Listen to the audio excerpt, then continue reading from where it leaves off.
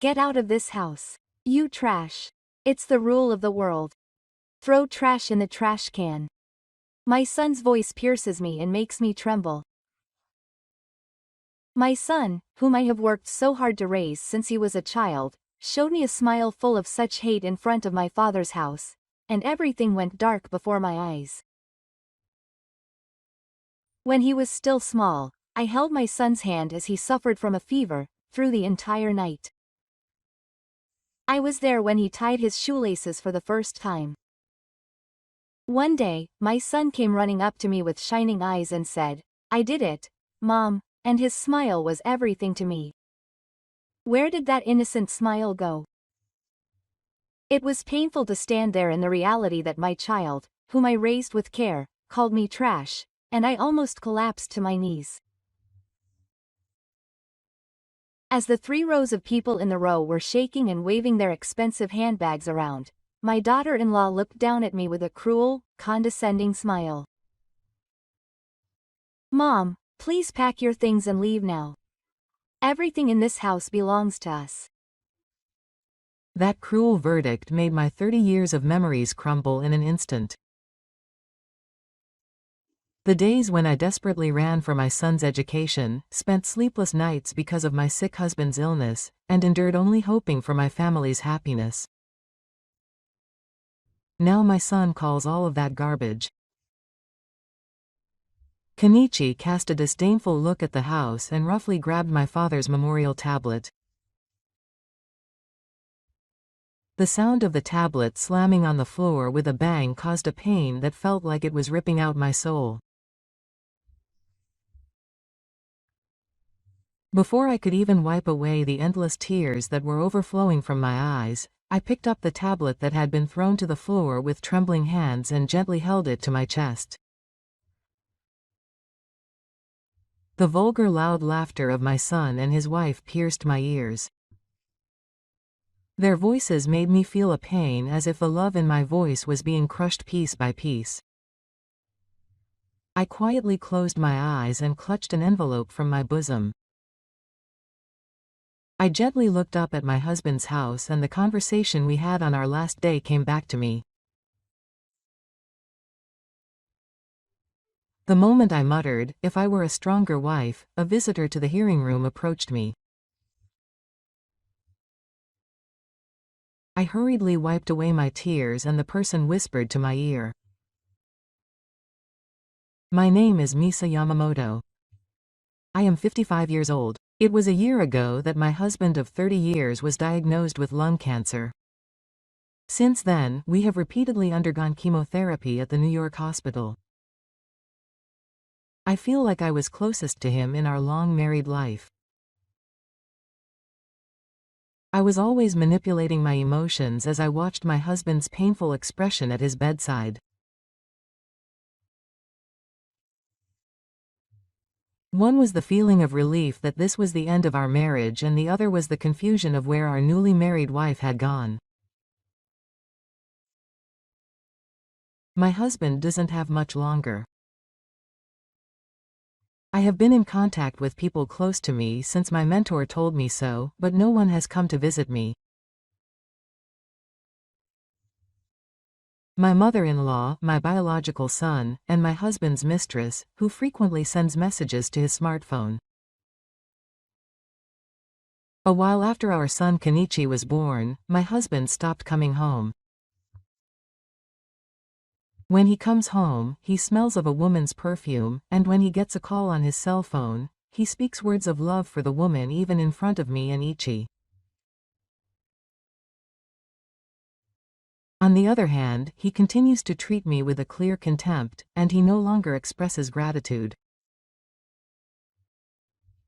When he comes home, he talks about food.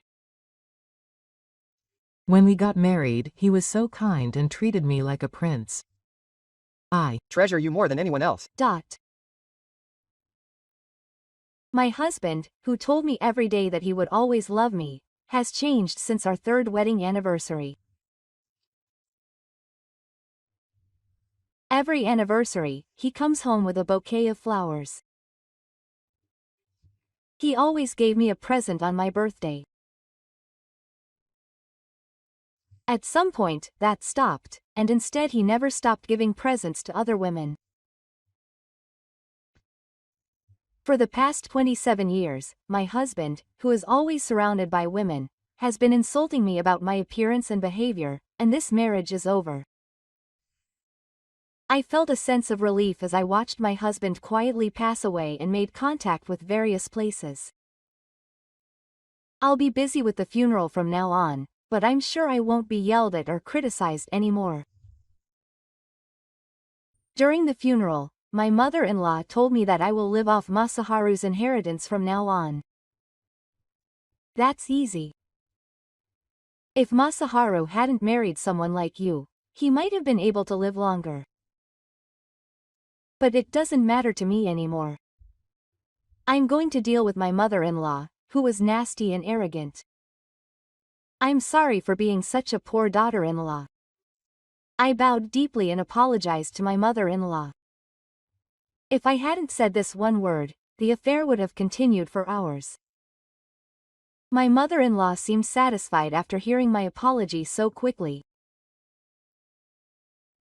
Well, I think you'll need to take care of me and my grandmother-in-law from now on, so I'll ask you to serve as the wife of the Mountain Buddha. So please be prepared for that, she said with a smile and left.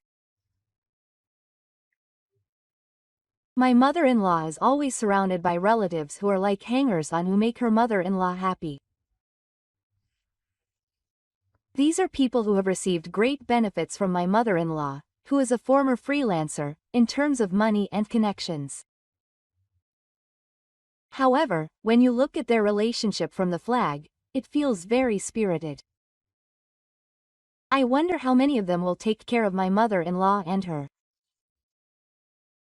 I blurted it out. I checked the situation and was relieved to find that no one had heard.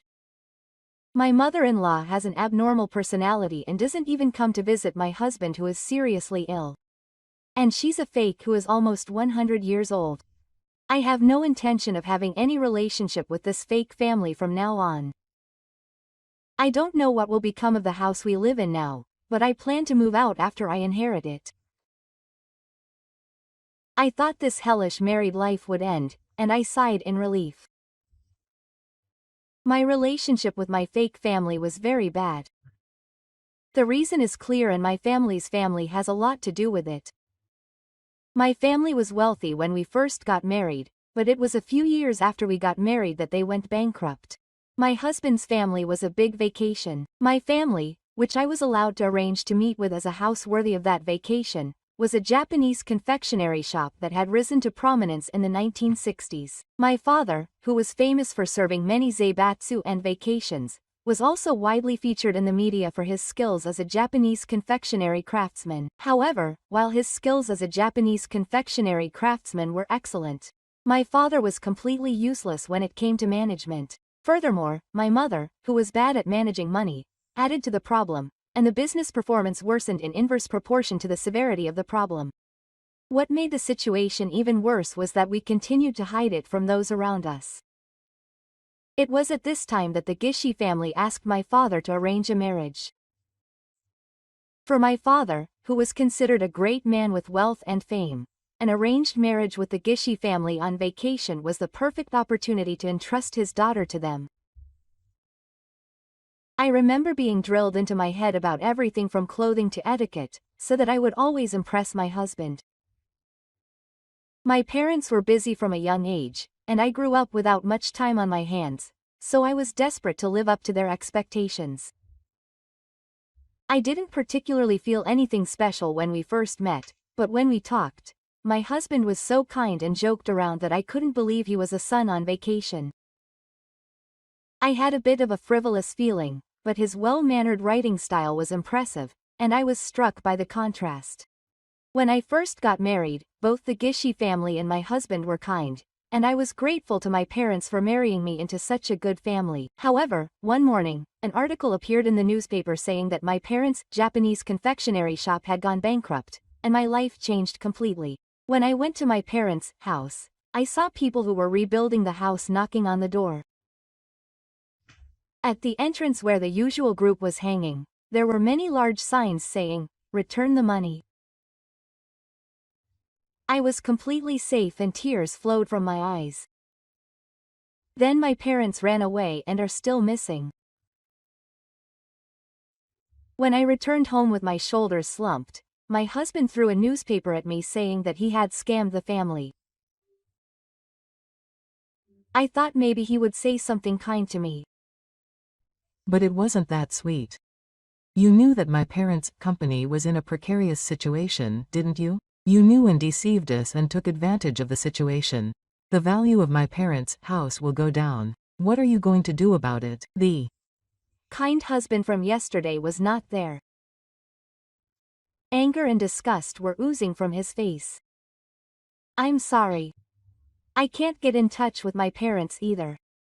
My husband looked down at me as I cried, said that I had drawn the worst possible lot, and walked away. Later, my mother-in-law also contacted me to ask what was going on, but I had nothing to say to her. She coldly hung up the phone, saying that she was really useless and that she didn't want to keep the remains of a scam family in our house. Although I was treated coldly by my husband and my parents, Kenichi, whom I was given at the age of 27, was a ray of hope for me. When I met my long-awaited boy, my husband was involved in raising him at first, but after he turned 30, his womanizing became worse and he began to have young lovers one after another. If it were me before, I would have despaired in place of my husband's heart. But I have Kenichi. He was an obedient and healthy child who was a good boy who cared about his mother, and my husband would say things like he would yell at me. However, as he grew up, he became more like my husband, so I'm just going to have to hurry up and prepare dinner. You idiot. When I entered junior high school, I often clashed with Kenichi, who became rebellious about everything. The two of them have similar personalities and never give in, so in the end I end up being the one who takes out the blame. However, perhaps my husband was a little worried about their only son. He told me to give as much money as he asked, as he didn't want Ichi to have any trouble with money. Kenichi also saw that as the only way his husband showed his love, and spent more money on playing than a child his age should have. All the other kids around him were also just gathering for Ichi's money. Being in a situation where he was the only one connected to him, he grew up to be a selfish and self-centered person. As a result, after graduating from junior high school, he entered a private high school that anyone could enter if they paid the money. After that, he went to a private university in the city where you can enter if you write your name, because he wanted to live alone. After graduating, he didn't get a permanent job and his husband sent him money. Even after entering society, he was proud and had only built relationships with money, so he had no compassion for others. Although he was worried, he saw his husband supporting him from behind the scenes, so he didn't nag him. However, the situation changed and my husband's lungs became weaker due to treatment. I was also exhausted by the daily illness. I decided to contact Kenichi, but I understood. He said he would come if he could, but he never came to visit. My sick husband was worried about Kenichi, and he wished that he could see his face just once before he died. No matter how much I tried to contact him, he never answered the phone after that. It was clear that his love for Kenichi was passion, and he only thought of me as a moneymaker. Kenichi, who was in the mist, came to say hello, saying that he had married me 5 years ago. I don't know where he has gone, what he is doing, or what he is doing now. My husband's funeral went smoothly. After the funeral and the funeral attendants and relatives had left, the doorbell suddenly rang. When I opened the front door, my son and his wife were standing there. My heart leaps when I see Kenichi for the first time in 5 years. No matter what form he takes, he is still the child I gave birth to. I didn't know what their expressions were under the light of the entrance, so I said, "Please come in, both of you," and welcomed them into the house. However, Keiichi's expression was stiff. His gaze towards me was also icy cold. I thought he was nervous about meeting his mother and daughter again after a long time, but that didn't seem to be the case. And behind him, his daughter-in-law was glaring at me with a beautiful and flirtatious look. I felt something similar to the statues of my husband's lovers looking at me. I felt uncomfortable with the two of them being so unusual, but I guided them to the guest room. "I'll make some tea now." As I was about to stand up, Kenichi stopped me. He said, "Don't worry about that, just sit down for a bit." His grumpy words were just like my husband's. I sat down opposite them as I was told. It was my father's inheritance, but I put it all in my name. I was stunned by his sudden words. Speaking of my husband's inheritance, it was a vast forest, a mountain, and numerous real estate that he took from his father-in-law. I had heard about it before, but I hadn't managed it at all, so I had completely forgotten about it.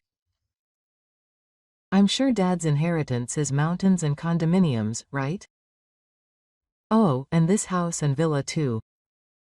Why does Kenichi know more about it than I do?" I wondered why Kenichi, who was supposed to be estranged from my husband, knew so much about the inheritance. "Kenichi, the villa is amazing too. If it's a mountain or something, you could get a lot of money from selling it." Miho spoke to Kenichi in a soothing voice. At the same time, Miho looked at me with a look of disgust. "Shut up, shut up." Kenichi suddenly turned red and yelled at Miho. "I'm sorry." Miho shook her head and reflected.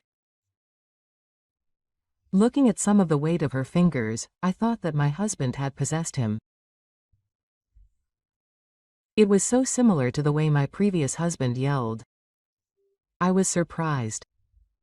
Kenichi turned his eyes back to me and continued talking. "It's all taken care of already." Saying that, he spread out a stack of brown envelopes on the table.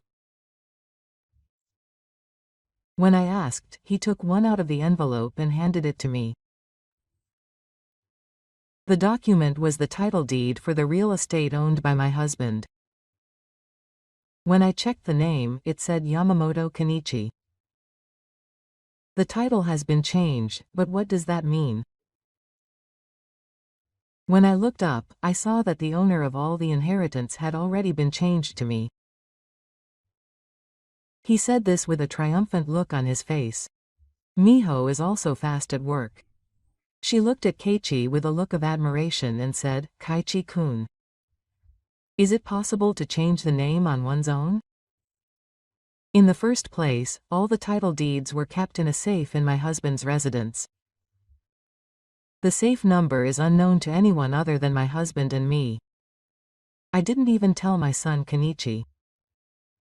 I wonder how Kenichi was able to take out the title deed that should have been in the safe. When I checked the date of the name change, it was 3 months ago. 3 months ago was the time when my husband was repeatedly hospitalized, and I was completely ill, so there was no way my husband could have changed it without me knowing. "So how?" I asked Kenichi. "I did this name change with my father." When I said that, Keiichi looked smug as if he had been waiting for it. "He did this with my father's mistress. He said he couldn't forgive his fortune going to a baba like you who was after the inheritance." I was speechless at his unexpected words.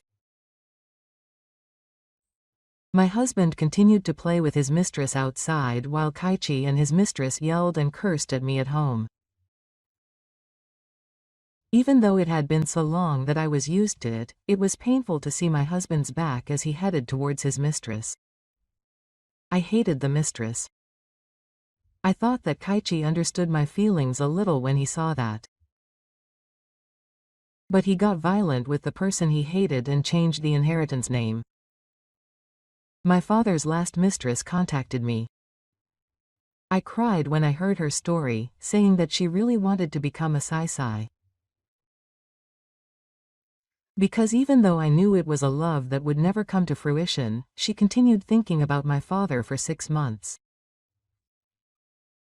I was speechless when I heard Kaichi's story. Only 6 months. And that's why he never came to visit me in the hospital. I'm sure that mistress, like the other mistresses, just wanted to become my husband's heir and inherit his inheritance. There were many women like that. She even came to our house many times. She might have been one of them. Is that so? And what was she? Contrary to Ichi's excited words, I felt my heart grow colder and colder. She said that she couldn't become the heir anymore and wanted me to inherit all of his inheritance. That's why she told me the safe number that she had previously found out from my father. It was supposed to be outside the gate. I had given strict instructions, but my husband had told his mistress that much. I sighed deeply and broke into our empty house and stole it. Ah, this is my house now. Don't act like you're so great. With that, Ichi threw a stack of title deeds in front of me and shouted. You've taken all of my father's inheritance, haven't you? That's not going to happen. This house and the inheritance are all ours. I won't give you a single yen for your dead hag. Get out of here already. When I slowly raised my head, Kenichi glared at me with an angry expression. That's right. If Kenichi hadn't gone through the procedures, you would have taken it all for yourself. You greedy, get out of here. Miho also said to me in a harsh tone. Hearing their words, I remembered my marriage up until now. Abandoned by his parents, my husband had many lovers and a wealthy family. And he put all the inheritance on his last remaining son, a son of his own blood, but I was eventually known as his mother. My last hope. Kenichi was no longer the person I thought he was. Tears flowed naturally down my cheeks. The tears continued to drip without stopping. I looked firmly into the eyes of the two of them with shocked faces and told them to do as they pleased with a gentle smile. I knew better than anyone that those words were not born of sadness. These tears were from relief at being released from these decades of pressure and the final proof that the connection to my son was gone. From now on, I will put my husband, my mother-in-law, my in-laws, and my son in the past and move on. Keiichi and Miho misunderstood my words as me giving in to them and looked at each other with dismay. They have little life experience, so they probably don't understand the meaning of my tears. Well, for now, I'll wait until my father's 49th birthday. Anyway, get out of this house quickly, got it? With that, Keiichi and Miho left. Seeing them leave, I decided on the path I would walk from now on and made up my mind to walk on my own 2 feet. The next day, I headed to the real estate agency to look for a place to move to. My top priority is to be able to move in as soon as possible. Thinking about it again, I have never gone out to look for an apartment to live in by myself. I wonder if there is anyone who will rent an apartment to me, who is almost 60 years old. With a sense of unease, I walked to the large real estate agency in front of the station. When I arrived at the real estate agency, a kind employee gave me several options. However, when signing a rental contract, it seems that it is relatively easy to rent up to the age of 55, but if you are over 55, the owner often refuses you due to their authority. I am currently 55 years old. It may be okay. At the last minute, or you may be refused. If the owner is concerned about age, it may take 1 to 2 weeks to reply, so it is better to know at 50 years old. It may take a long time to reply, so the employee will look over the candidate properties with a troubled look on their face. I absolutely have to decide where to move in as soon as possible. I explained the situation because the house will be passed on to someone else, and the employee thought for a while and left the seat. It seems to be on the phone somewhere. After a while, he came back with a smile and handed me a sheet of apartment information. You can feel safe here. The landlord, Mr. Tanaka, was a former citizen. I felt that the property had a reasonable rent and a layout that was enough for a single person to live in. It is more than enough. I would like to ask for your help if possible, so I called Mr. Tanaka earlier, and he said that I could do it right now. If you have time, how about now? This is what it means to be a godsend.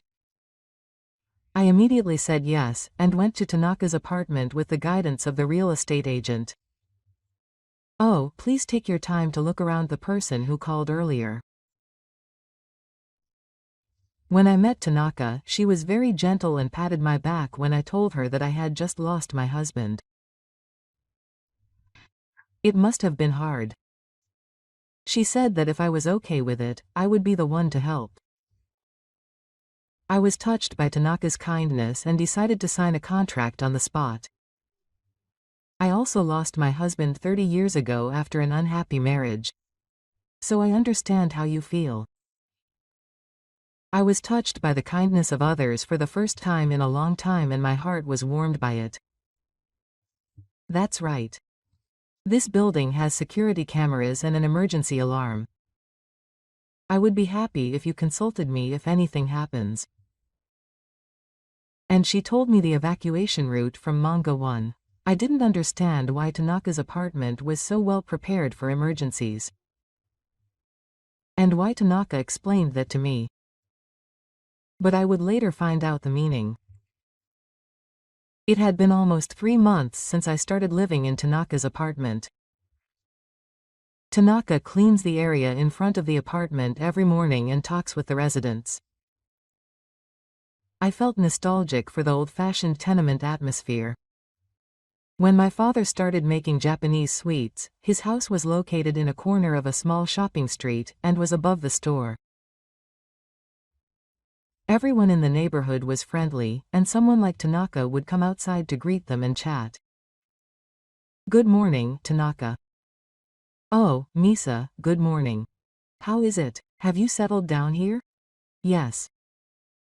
Tanaka introduced me to the neighbors, and it reminded me of my childhood. When I said that, Tanaka lowered his eyebrows and said, I understand, Misa. I also want the good old days to continue, so I live in harmony with everyone like this.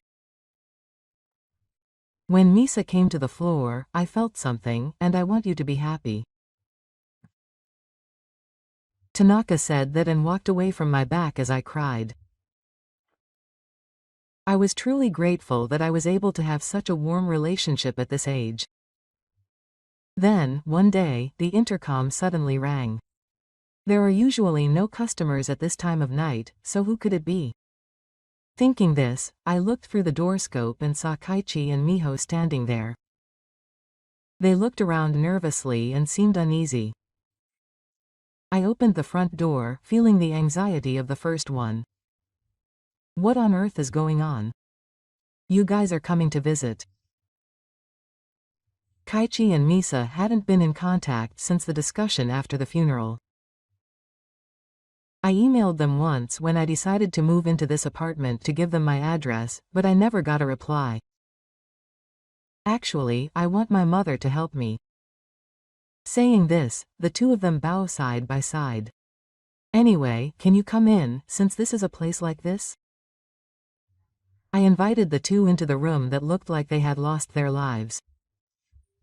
I sat across the table and the two of them bowed on the spot. I'm sorry for saying such terrible things to you before. I'm sorry. I said something mean to your mother. I felt unbearable watching the two of them rubbing their noses and rubbing their noses. There must have been something serious for the two young people to be crying and bowing. I asked them to lift their heads to hear the situation. Can you tell me what happened? If there's anything I can do, I'll help. Keiichi raised his head and began to talk about the situation they were in. In fact, most of the real estate he inherited was not even managed and was in that state. Moreover, it would cost tens of millions of yen to remove the buildings that stood on the land. Even if they sold it, it would be worth next to nothing. Keiichi spoke while holding a towel over his eyes, so he must have owned a considerable amount of real estate, but most of it was worthless. I had no knowledge about that area, so I was surprised to hear the fact from Kenichi. But the house where my father and I lived was rich and spacious, so I'm sure they've put down some roots there. The house we lived in was in such a good location that the general contractor salesman for land development came to visit us many times. That land would have sold for a high price. That land was in my grandma and great-grandmother's name. That's why that house couldn't be sold. After that, I went to ask my grandma for help, but we got into an argument and the fight continued. Was that house owned by my mother-in-law? At the funeral, she looked calm and said, "I'll rely on you as the wife of the Yamamoto family in terms of nursing care from now on." I finally understood what that meant. The house was in my mother-in-law's name, so if she wanted to continue living there, she had to take care of it. She began to feel suspicious of her mother-in-law, and helped the two young people who were at odds. I understand. The grandmothers will surely not let go of that house. If there's anything I can do for you, I'll help you. Thank you, Mom, it really helps. Thank you, Mom, for helping us. Saying this, the two of them bowed their heads many times with a smile. For now, it's getting late, so I'm going home for now, but I'd like you to take a look at some real estate with me on a day that's convenient for you. I'd be happy if you could give me some advice on whether we sell it or keep it. If that's your request, I'll follow you as much as you want. I haven't seen the building for a while. Kenichi and I decided to look around at some of the real estate we inherited a few days later. On the day, we met at the nearest station. Looking at the property papers, we took the train and a taxi to our destination. We found out that most of the land and properties had been left alone and would cost a lot of money to repair. In particular, the vast forest land was filled with mountains of illegally grown garbage, and it would be difficult for us to remove it on our own.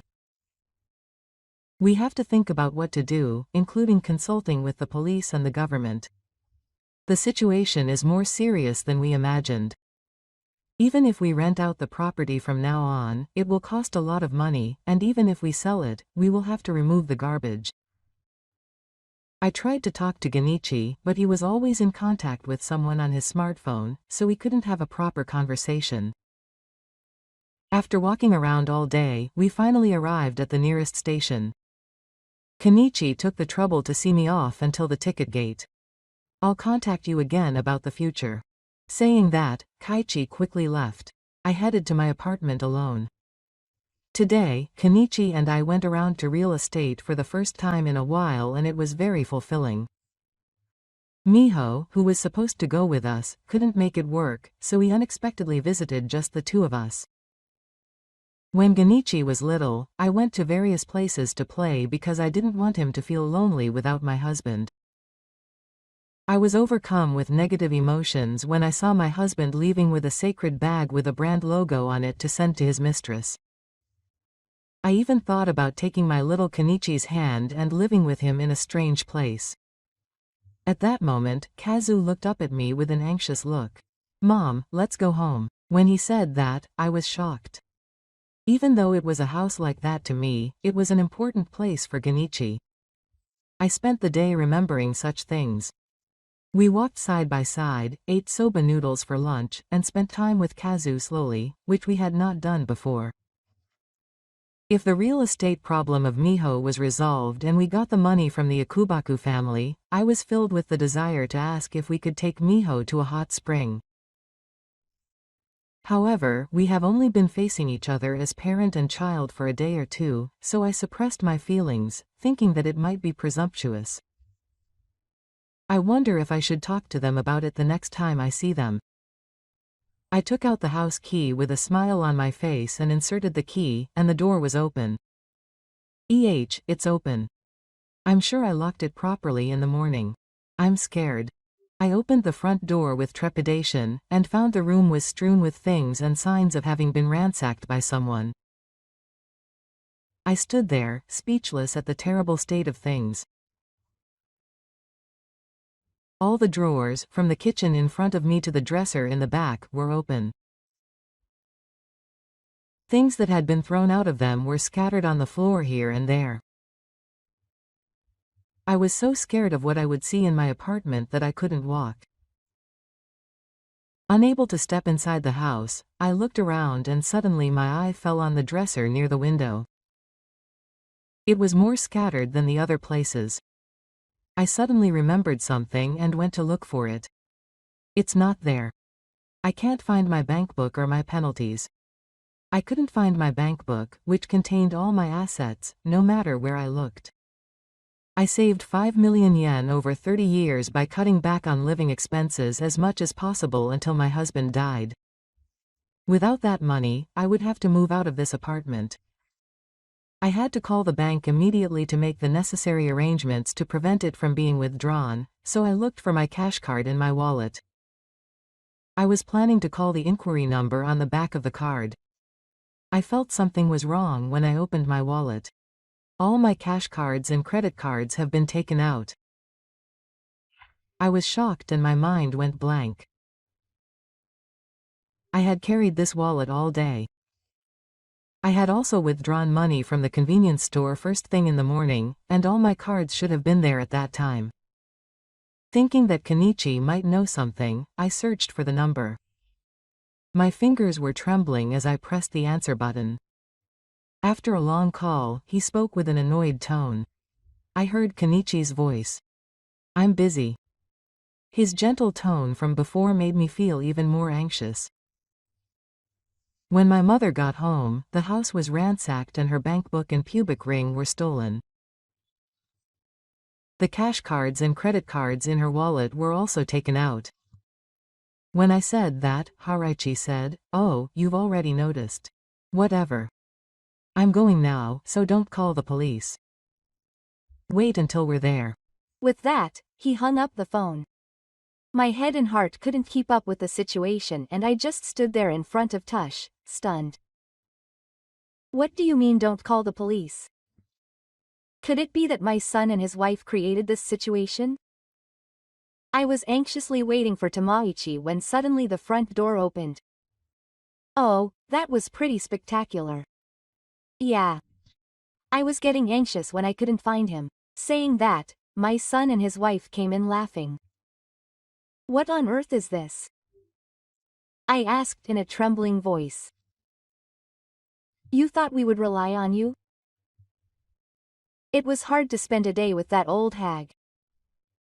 Kaichi and Miho looked at me sideways and laughed. The reason I went to look at real estate with you today was to steal the bank book in your house. Grandma was right when she said you must have a handle on things. She said you wouldn't leave the house alone if you didn't want to leave. So I invited you out and had Miho look for you. I never thought that this terrible situation was the work of Miho. And it was. My mother-in-law who ordered it. I was shocked by the betrayal from those closest to me.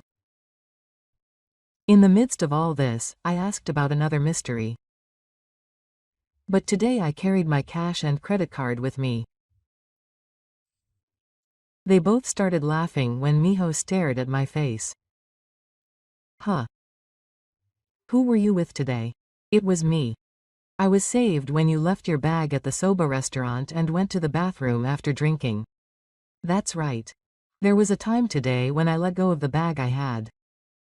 It was when I went to the bathroom at the soba restaurant where I had lunch, and I completely trusted Keiichi and left my bag. I withdrew the bank book and all the money I had received. It's too late to realize it now. Miho told me in a surprised voice, so I lost all my strength and collapsed on the spot. Miho used to work for a consumer loan company, so I used a trick to borrow up to the limit. From now on, you have to keep paying our debts until you die. How am I going to live after my money has been stolen and I'm now burdened with debt? I stood up and understood. What you're doing is a crime. I'm going to the police. As I was about to head to the front door, my mother-in-law stood in my way. How long have they been there?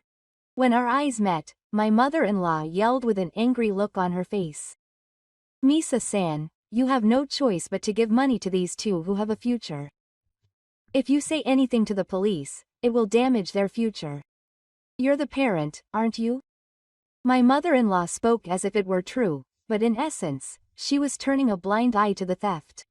I doubted her humanity. When my parents ran away, she called me a criminal and a conman, and she said terrible things to me. You've got to be careful. If you get to the bottom of it, it's your fault that we got into debt. You're the one who's going to pay it back with your own body. Do you know what will happen if you don't pay it back? You'll never be able to live peacefully in this apartment again. So, do your best to pay it back. The three of them confronted me, and I was at a loss. I couldn't go to the police. Is there no way to get out of this situation? I thought desperately but couldn't think of anything.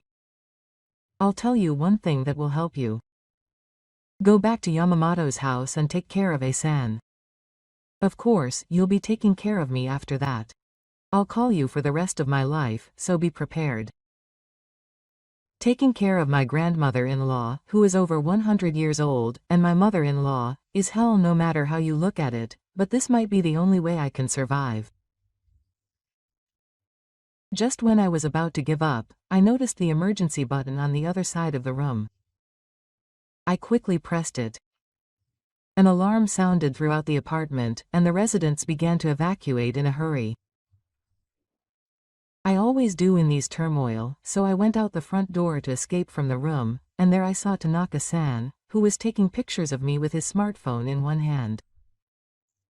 Misa-san, don't worry. I've already called the police. I'll be the guardian. With that, I started taking pictures of Keiichi, Miho-san, and my mother-in-law. The three of them hurriedly hid their faces and left the place. Misa-san, when I explained to you about security cameras and abnormal alarms when you moved into this apartment, you must have wondered. That's to protect the people who move into this apartment. This is the only thing I can do to help people like you who have run into this apartment with their own circumstances when they run into trouble. Saying this, Tanaka pats my back. It's okay now. Even if you say something back, we have solid evidence. So Masaki, you did nothing wrong. Look forward with confidence. And tears started to flow for the first time when Tanaka said this. My heart, which had been overwhelmed with anxiety, is finally regaining its composure. Thank you so much, Tanaka. I continued to express my gratitude to Tanaka. It's been 6 months since the emergency button incident.